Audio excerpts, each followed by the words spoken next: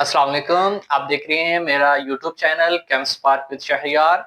हमने class 10th का chapter number 9 chemical equilibrium start किया हुआ है। उसका आज लेक्चर नंबर 6 है, लॉ ऑफ मास एक्शन। सबसे पहले हम इसके इंट्रोडक्शन देखते हैं कि लॉ ऑफ मास एक्शन को किसने पेश किया था। दो साइंटिस्ट थे जिनका नाम था गुल्डबर्ग एंड वेज। इन 1869 इन्होंने ये लॉ पुट फॉरवर्ड किया था, ये पेश किया था, law of mass action. According to this law, इस लॉ के मुताबिक, अकॉर्डिंग टू दिस लॉ, इस लॉ के मुताबिक क्या चीज है कि इस लॉ के मुताबिक the rate at which substances react is directly proportional to active masses. ठीक है, पहले यहां तक हम इसको समझ लेते हैं कि ये लॉ क्या कहता है। ये लॉ हमें ये कहता है रेट एट विच सब्सटेंस, वो रेट जिस पर सब्सटेंसेस आपस में रिएक्ट करते हैं वो डायरेक्टली प्रोपोर्शनल होता है किसके? Active messes. एक्टिव मैस क्या होता है वो अभी मैं आपको बता देता हूं, पहले इसको समझ लें। कहते हैं कि वो सब्सटेंसेस जो रिएक्ट करते हैं वो डायरेक्टली प्रोपोर्शनल होते हैं किसके? एक्टिव मैसेस के। नेक्स्ट जो इसका हिस्सा है वो क्या कहता है? The rate of reaction, the rate of reaction is directly proportional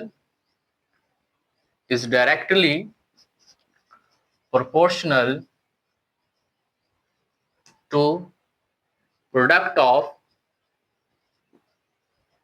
active masses of reacting substances। क्या मतलब? इसका मतलब ये है कि रेट ऑफ रिएक्शन जो है वो डायरेक्टली प्रोपोर्शनल होता है किसके? Product of active message of reacting substances. जो चीजें आपस में रिएक्ट कर रही हैं उनके प्रोडक्ट के, उनकी एक्टिव मैसेज के प्रोडक्ट के वो रेट ऑफ रिएक्शन क्या होता है? डायरेक्टली प्रोपोर्शनल होता है। इसको हम क्या कहते हैं? Law of mass action. मैं दोबारा से रिपीट करवा देता हूं आपको कि लॉ ऑफ मास एक्शन क्या था। अकॉर्डिंग टू दिस लॉ, इस लॉ के मुताबिक वो सब्सटेंसेस जो आपस में रिएक्ट करते हैं वो डायरेक्टली प्रोपोर्शनल होते हैं किसके? एक्टिव मैसेज के। और वो कहता है जो रेट ऑफ रिएक्शन होता है वो भी डायरेक्टली प्रोपोर्शनल होता है प्रोडक्ट ऑफ एक्टिव मैसेज। जो प्रोडक्ट अगर हम ले एक्टिव मैसेज का, किन का?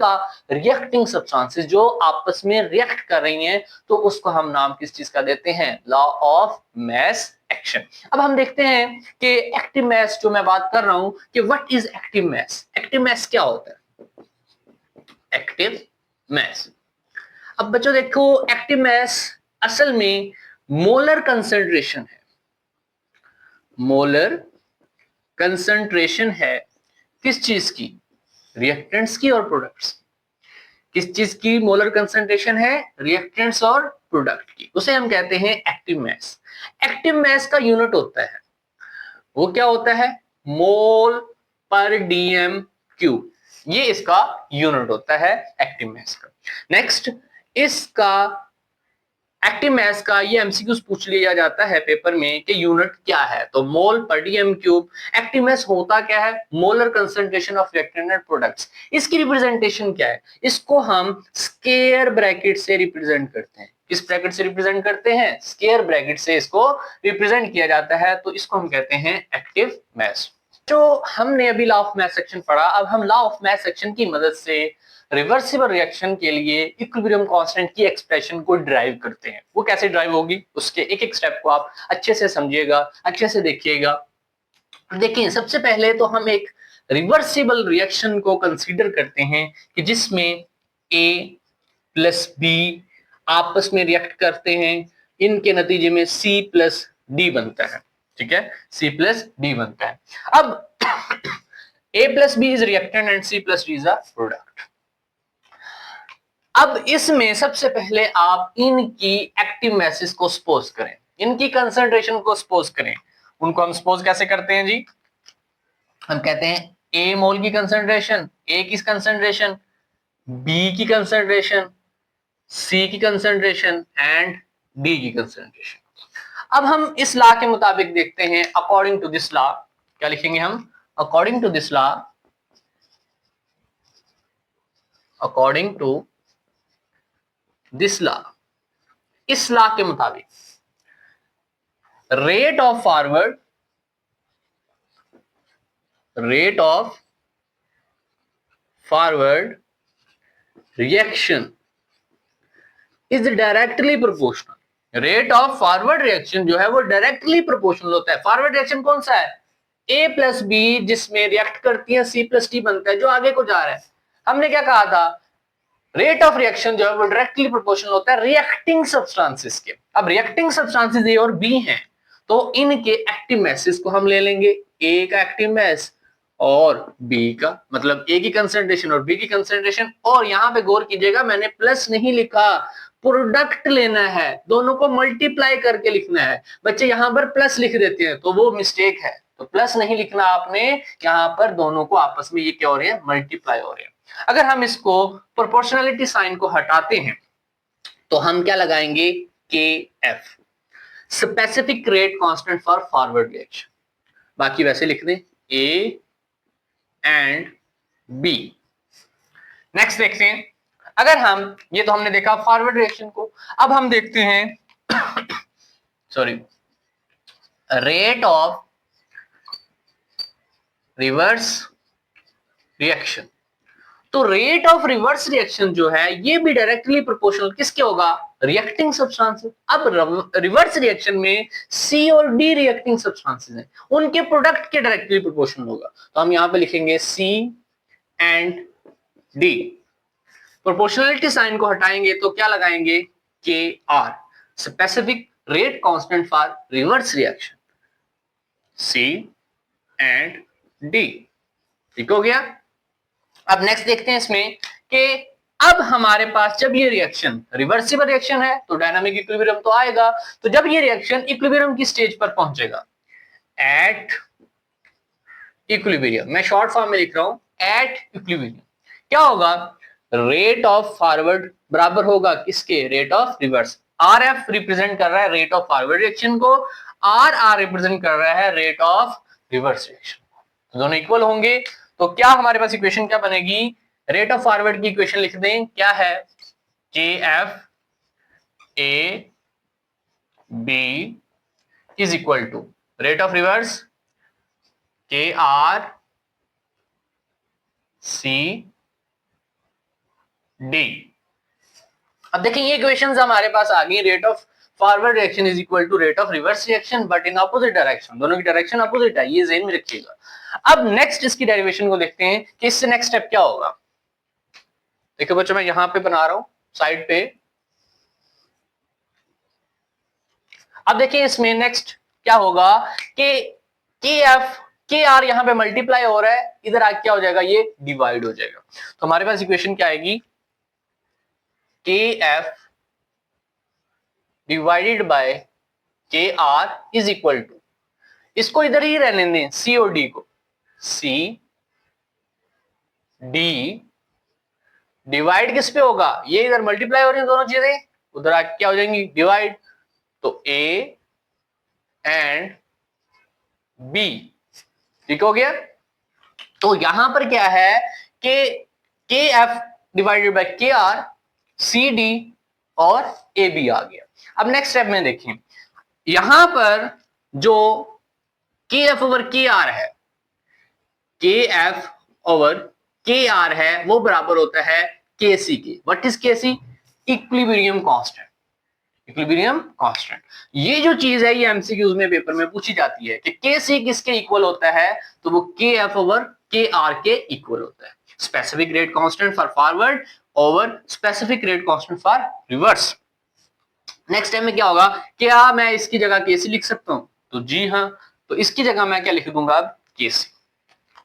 तो Kc is equal to C D over A और बी। तो ये जो मैंने इक्वेशन अभी आपको बताई है, ये वाली इक्वेशन ही कहलाती है equilibrium constant expression for that reaction. इस रिएक्शन के लिए ये इक्वेशन हमने ड्राइव कर ली। तो स्टेप आपको क्लियर हो चुके होंगे। गलतियां कहां पे होती है मैं वो आपको बता देता हूं। यहां पे प्लस लगा देते हैं बच्चे, यहां पे प्लस लगा देते हैं। क्या करते हैं, इधर के आर, ये देखें के एफ और के आर तो करते हैं, लेकिन ये ए और बी को उधर नहीं लेकर जाते, यहां पर मिस्टेक कर देते हैं। तो ये आपने गौर से इन स्टेप्स को फॉलो करना है, तो आपके पास डेरिवेशन जो है वो बहुत ज्यादा आसान हो जाएगी।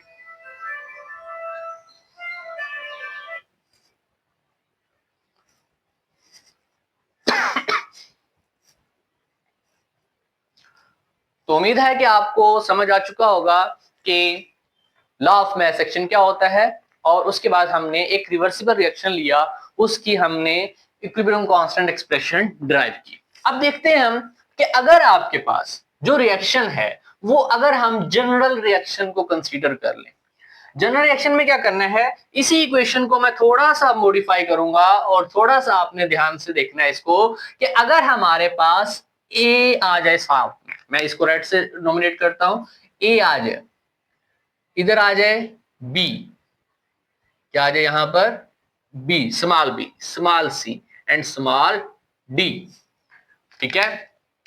तो ये क्या है, ये मोल्स हैं, ये ए के मोल्स, ये बी के मोल, ये सी के मोल, ये डी के मोल। तो डेफिनेशन थोड़ी सी मॉडिफाई होगी। वो कहता है कि अब जो प्रोडक्ट ऑफ एक्टिव मैसेज जो आप ले रहे हैं रिएक्टिंग सब्सटेंसेस के, उनके जो मोल्स हैं वो उनकी पावर्स बन जाएंगी, वो उनकी क्या बन जाएंगी, पावर्स बन जाएंगी। तो अब आपके पास इक्वेशन क्या होगी, इसको देख लें अगर, तो अगर हम इसको देखें कंसंट्रेशन ए, तो ये ए की कंसंट्रेशन, बी की कंसंट्रेशन, सी की कंसंट्रेशन और डी की कंसंट्रेशन। अब according to this law rate of forward reaction यही चीज होगी, लेकिन यहां पर क्या मॉडिफिकेशन होगी कि हमारे पास इस ए के जो मोल्स थे वो इसकी आ गए पावर, ए स्मॉल इसकी पावर बन गया, बी इसकी पावर बन गया, जो बी के साथ मोल्स थे। तो यहां पर भी हम क्या लिखेंगे, ए स्मॉल बी स्मॉल। क्लियर हो गया। नेक्स्ट देखें अब रिवर्स रिएक्शन के लिए, रिवर्स रिएक्शन के लिए भी हम क्या लिखेंगे, सी को ऊपर लिख देंगे। देखो बच्चे यहां पर सी आ गया, यहां पर क्या आ गया, डी आ गया, सी और डी यहां पे भी लिख लेते हैं, सी और डी। समझ आ चुकी होगी। सिर्फ आपने इस इक्वेशन में मोल्स को ऐड करना है जो हमने पहले ड्राइव की, उसके जो मोल्स हैं वो उनकी एक्टिव मैसेज जो हैं उनकी पावर्स बन जाएंगी, उनकी क्या बन जाएंगी, पावर्स बन जाएंगी।